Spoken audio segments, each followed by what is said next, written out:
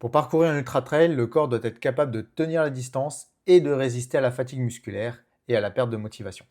Il faut donc le préparer et le confronter à ces situations sans pour autant parcourir la distance complète de l'ultra, ce qu'on gardera pour la course finale.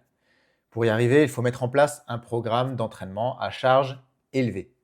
Mais alors, comment faire pour augmenter suffisamment sa charge d'entraînement lorsqu'on a déjà une vie bien remplie? C'est ce que nous allons voir aujourd'hui en 4 solutions concrètes. Entrons dans le vif du sujet. Qui dit trail, dit cardio et dénivelé.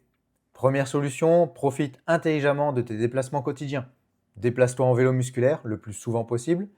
Oublie les ascenseurs et les escalators et prends les escaliers en béton, même si tu transportes des charges comme des valises ou des courses. Deuxième solution, adapte tes entraînements habituels. Sorties plus longues, sorties plus intenses, notamment sur les fractionnés ou les fartech. Et tu peux aussi fractionner tes entraînements en 2 sorties par jour, par exemple. L'avantage de ces adaptations est de pouvoir cumuler de la fatigue générale sur la semaine. Côté inconvénient, on augmente le risque de blessure, notamment articulaire, et une certaine monotonie et perte de motivation peuvent s'installer et rendre tes entraînements moins productifs. Ce qui nous mène à la troisième solution, l'entraînement croisé.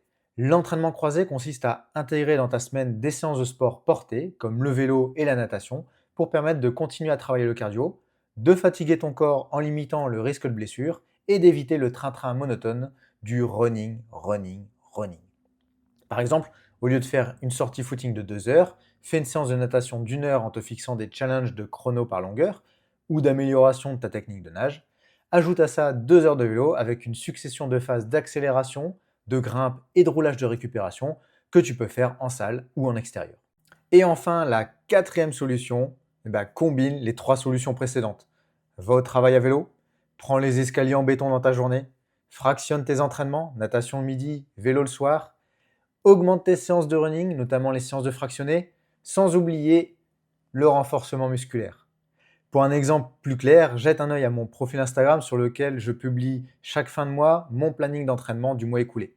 Et si tu as des questions, pose-les-moi dans les commentaires. Allez, bisous!